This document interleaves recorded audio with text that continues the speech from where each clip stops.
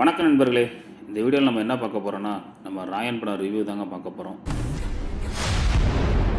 Dhanush sir வந்து பார்த்திங்கன்னா இந்த படத்தை டைரக்ஷன் பண்ணியிருக்காரு. தனுஷ் சாரோட 50வது படங்க.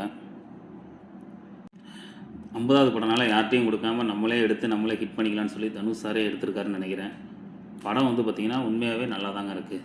வட சென்னை ரசிகர்களுக்கெலாம் இந்த படம் வந்து பார்த்திங்கன்னா ஒரு ட்ரீட்டாக தான் இருக்கும். படம் ஃபுல்லாகவே பார்த்திங்கன்னா ஆக்ஷன் சீன் தான், ரத்தம் தெறிக்க இருக்குது. இந்த படத்தில் வந்து பார்த்திங்கன்னா தனுஷ் ஆக்டிங்லேயும் சரி, டைரக்ஷன்லேயும் சரி பிச்சு உதறியிருக்காருங்க. தனுஷ் வந்து ஆக்டிங்கை பற்றி நமக்கு சொல்லவே தேவையில்லை. அவர் வந்து நேஷ்னல் அவார்டு வின்னர் தான்.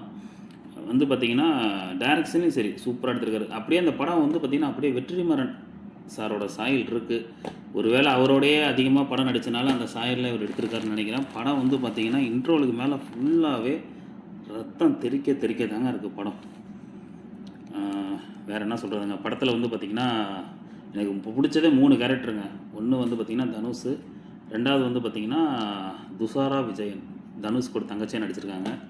அவங்களோட கேரக்டரும் சரி, அவங்களுக்கு கொடுக்கப்பட்ட கேரக்டரும் சூப்பராக நடிச்சிருக்காங்க. அதுக்கப்புறம் செல்வராகவன், இந்த 3 கேரக்டரும் படத்தில் சூப்பராக இருக்குங்க. அதுக்கப்புறம் பார்த்திங்கன்னா நம்ம காளிதாஸ் நடிச்சிருக்காப்புல, அப்புறம் சந்தீப் நடிச்சிருக்காப்புலங்க, அப்புறம் எஸ்ஜே சூர்யா. அவர் எப்பொழுதுமே அவர் ஆக்டிங்லாம் பயங்கரமாக இருக்கும், சவுண்டாக இருக்கும், லவுடாக கத்துவார், இது பண்ணுவார். இந்த படத்தில் வந்து பார்த்திங்கன்னா ரொம்ப சைலண்ட்டாக நடிச்சிருக்காருங்க. என்ன கொஞ்சம் வில்லன் கேரக்டர் வந்து கொஞ்சம் அழுத்தமாக கொடுத்துருந்துருக்கலாம். மற்றபடி படத்தில் வந்து பார்த்திங்கன்னா அந்த சில குறைகள் வந்து பார்த்திங்கன்னா இந்த வில்லன் கேரக்டர் வந்து அழுத்தம் இல்லைங்க எஸ்ஜே சூர்யாவுக்கு.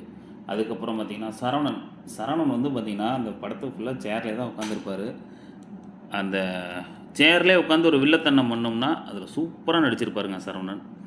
அதுக்கப்புறம் வந்து பார்த்திங்கன்னா அது ஒரு ஃபேமிலி சென்டிமெண்ட் தான். நம்ம ஒரு ஃபேமிலிக்கு ஒன்றுனா தனுஷ் எப்படி கோவப்படுறாரு, அதான் இந்த படத்தில் கதை. இன்ட்ரோலுக்கு அப்புறம் வந்து பார்த்திங்கன்னா துஷாரா விஜயனும் சரி, நம்ம தனுஷ் சாரும் சரி, பர்ஃபார்மன்ஸ் வேறு லெவலில் இருக்குங்க. ஒவ்வொரு ஃபைட் சீனும் சரி. அதுக்கப்புறம் பார்த்திங்கன்னா இந்த படத்தில் துரோகம் இருக்குது, பழி வாங்குதல் இருக்குது, எல்லாமே இந்த கதையில் இருக்குது. அதான் சொல்லிட்டேன் ஸ்டார்டிங்கே, வட சென்னை பிடிச்சவங்களுக்கு இந்த படம் கண்டிப்பாக ரொம்ப பிடிக்குங்க. மற்றபடி இந்த ரத்தத்தை பார்த்தா படம் என்னடா ஃபைட்டாக இருக்குது அந்த மாதிரி சொல்கிறவங்களுக்கு தான் இந்த படம் கொஞ்சம் வந்து பிடிக்க வாய்ப்பு இல்லை. எனக்கு ஓரளவுக்கு படம் சூப்பராக இருக்குங்க. ஒன் டைம் கண்டிப்பாக பார்க்கலாம்.